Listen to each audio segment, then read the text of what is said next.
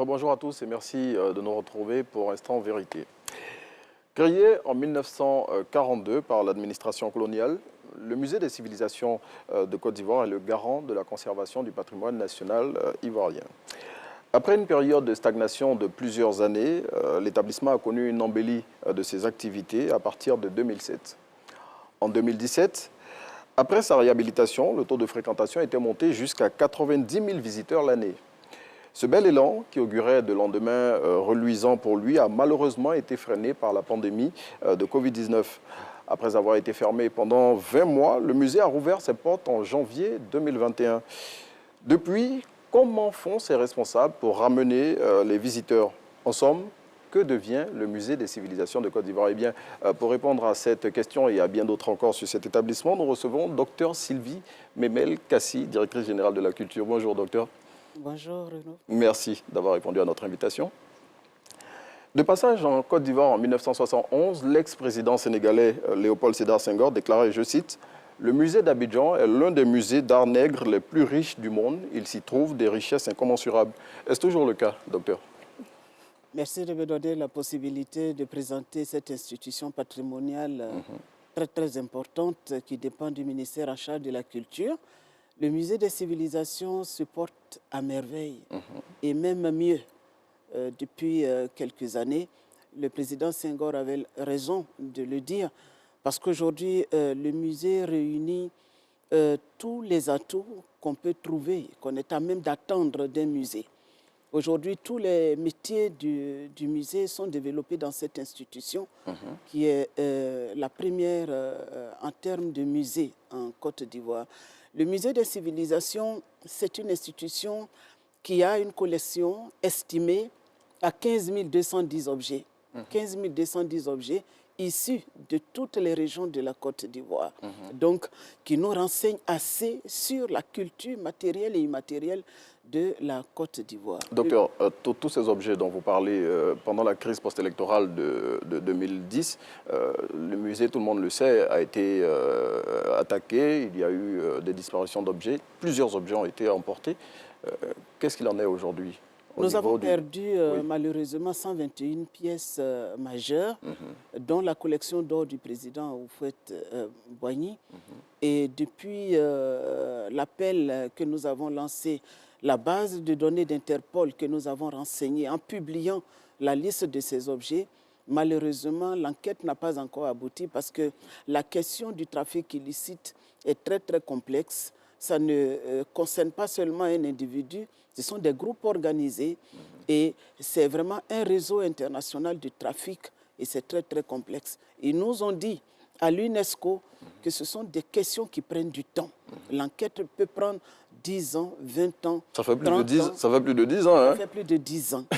Donc 30 ans, ils nous l'ont dit parce que les œuvres qui ont été volées ont une estimation en valeur monétaire d'à peu près 4 milliards de francs CFA. C'est énorme. C'est un héritage pour ceux qui l'ont fait, qui l'ont gardé à leur descendance. Bien, on espère que les dispositions seront prises pour que... Mais que fait l'État de Côte d'Ivoire, justement? Alors, ça a été signalé, mais l'État de Côte d'Ivoire fait quoi de façon pratique pour pouvoir retrouver ces objets-là? Ou bien tout est laissé dans les mains de l'UNESCO? Non, pas du tout, pas du tout. La Côte d'Ivoire a affirmé sa volonté vraiment de protéger son patrimoine culturel. Et donc, au niveau de la Côte d'Ivoire, nous avons la loi de 87 qui est là et qui protège le patrimoine culturel. Mais quand il y a eu le vol, la Côte d'Ivoire a porté plainte contre X. Et nous avons aussi, comme je vous l'ai dit, renseigné la base de données d'Interpol. Et nous avons aussi, au niveau de la Côte d'Ivoire, il y a eu la réhabilitation aujourd'hui. Depuis, aucun des objets n'a été repéré quelque part dans le monde, même pas un seul, sur les plus de 100 pièces qui ont été emportées. Mais je vous le dis sincèrement, la Côte d'Ivoire n'est pas le seul pays qui a connu un pillage. Même les États-Unis connaissent des pillages et on ne les retrouve pas forcément.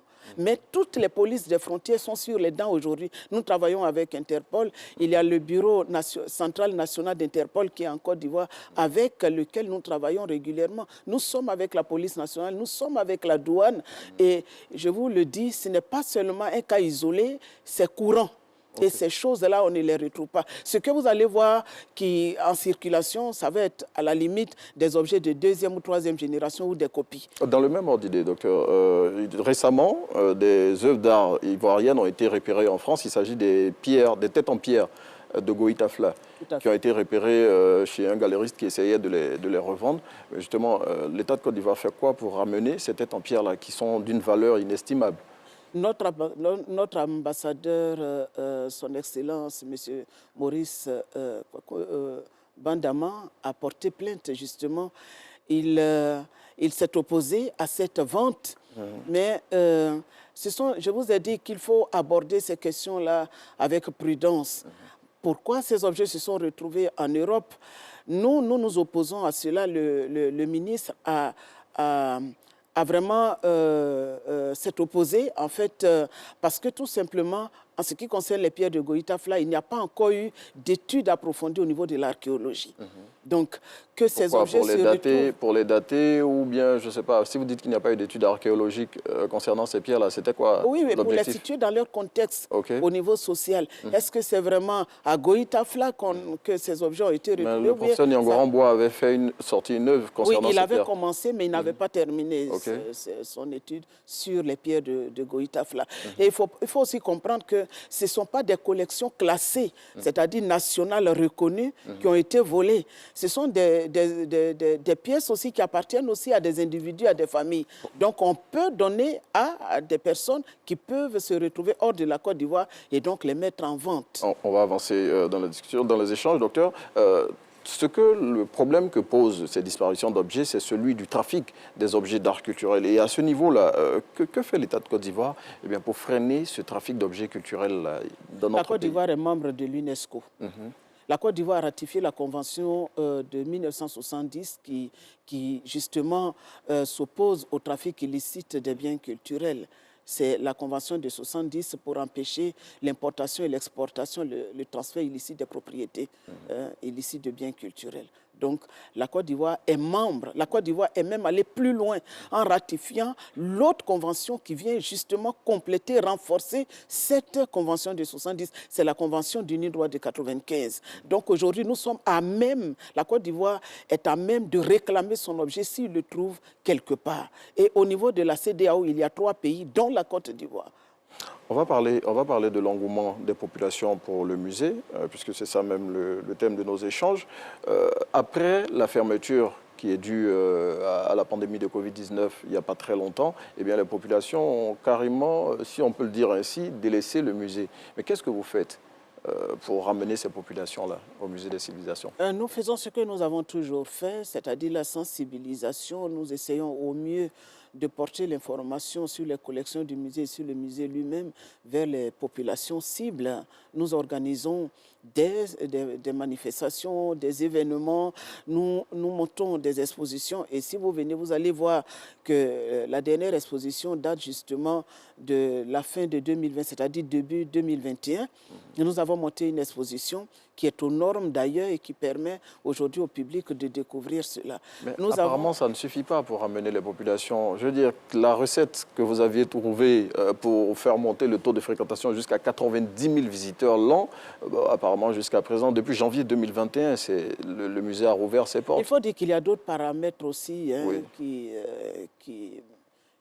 font que ce taux... C'est quoi ces paramètres? Je me rappelle qu'au niveau du ministère de l'Éducation nationale, il y avait une sortie d'élèves. Et à l'issue de cette sortie-là, il y a eu un incident. C'était quoi l'incident? Je crois que c'était dans la région de Bassam où un enfant s'est noyé.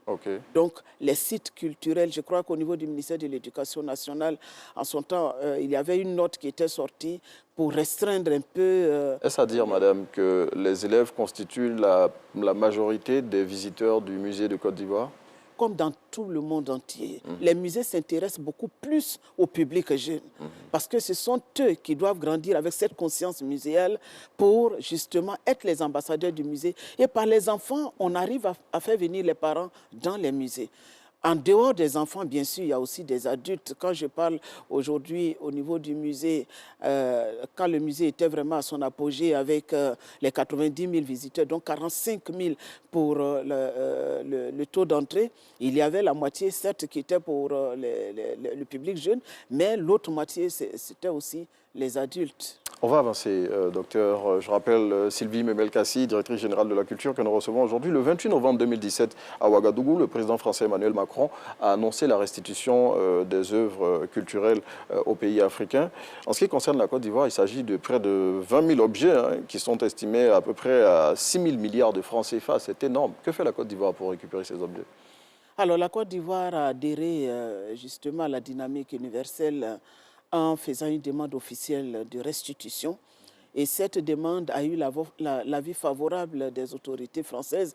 Et donc aujourd'hui, nous avons reçu les fermes intentions des autorités françaises de restituer à la Côte d'Ivoire les œuvres que le gouvernement en 2019 avait publiées au nombre de 148 objets. Mais c'est la Côte d'Ivoire elle-même qui a estimé que les objets qui viennent doivent être dans un certain conditionnement.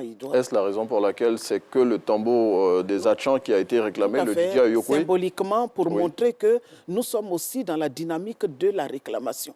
Donc nous avons demandé le Didier Ayokwe, qui se trouve être l'objet que le peuple Hachan avait toujours demandé à Houphouët-Boigny. Déjà dans les années 1958. Ça fait plus de 100 ans quand même que cet objet est sorti de la Côte d'Ivoire. L'objet est sorti en 1916, aujourd'hui ça fait 106 ans que l'objet est hors de la communauté d'origine et donc du pays d'origine. Quand vous parlez des conditions qui ne sont pas réunies, la Côte d'Ivoire dispose de moyens conséquents pour réunir ces conditions-là. Qu'est-ce qui se passe? Nous parlons en termes de pérennisation. Les objets qui viennent dans le musée restent pour la postérité. Et nous savons que la plupart de nos objets, les éléments du patrimoine, sont constitués en majorité de bois. Le matériau organique qui se détériore. Donc, l'objet qui est en bois est allé dans un certain conditionnement. Parce que ce n'est pas le même climat. L'objet va quitter la France pour venir en Côte d'Ivoire, qui est vraiment une zone tropicale humide et chaude. Donc, ce n'est pas la même chose. Il faut éviter le choc thermique, en fait. Donc, au niveau des mesures que la Côte d'Ivoire va mettre en place, il y a le côté technique avec tout ce qui est conservation, avec des méthodes appropriées de conservation pour stabiliser l'état physique de la collection. Il y a aussi, au niveau infrastructurel, il faut que les objets qui viennent puissent être dans un musée, dans un espace... Quelles sont les dispositions qui sont prises à cet égard-là? Pardon? Au niveau infrastructurel, quelles sont les dispositions qui sont prises par l'État de Côte d'Ivoire? Il est prévu la construction d'un grand musée de stature internationale. À Abidjan? Oui, à Abidjan, et de 12 musées régionaux. Donc on aura 13 musées qui seront construits pour accueillir ces objets. Oui, pour accueillir tous ces objets qui vont venir. Donc nous procédons par étapes et nous voulons mettre toutes les conditions. Et c'est sur quelle périodicité pour ces 13 musées qui seront construits? À quelle période ils seront construits ces 13 musées-là? Il faut que nous réunissions le minimum quand même en matière de conditions. Les conditions, c'est quoi, docteur? Donc, c'est à divers niveaux. Au niveau juridique d'abord. Pour construire un musée, il faut réunir des conditions juridiques, docteur? Mais parce que les objets qui sont là peuvent être volés. Donc, il faut les sécuriser. Donc, avoir un cadre juridique quand même qui réponde aux normes. La preuve, l'objet qui va nous être restitué vient dans le cadre juridique, justement. Mais à part les musées qui seront construits, comme vous l'avez dit, il n'y a pas d'autres musées en Côte d'Ivoire qui sont propriétés de l'État de Côte d'Ivoire? Bien sûr, il y a 2 musées nationaux. Il y a le musée d'Abidjan et il y a le musée national du costume. Il n'y en a que 2. Oui, les 2 musées nationaux. Ensuite, on a des musées communautaires. Il y a aussi des musées de collectivités territoriales. À côté de cela, il y a aussi les musées privés, dont le musée Adama Tounkara. Oui, d'Abobo. Nous connaissons, oui, effectivement. Et donc ces musées-là, on ne peut pas, en attendant, créer les conditions, réunir certaines conditionnalités pour pouvoir accueillir... Ces musées sont aux normes. Mais pour les mettre aux normes, qu'est-ce qu'il faut? Mais c'est ce que je suis en train de vous dire. C'est-à-dire qu'il y a plusieurs niveaux, en fait. Il n'y a pas seulement que le niveau juridique. Il y a aussi au niveau technique. Est-ce que les objets qui viennent sont vraiment protégés? Est-ce que c'est sous vitrine? On peut voler un objet. Il y a aussi la question de la poussière, l'infestation des objets. Docteur, au lieu d'investir des milliards pour construire de nouveaux musées, ceux qui sont là, est-ce qu'on ne peut pas déjà les exploiter? Mais l'espace n'est pas assez grand.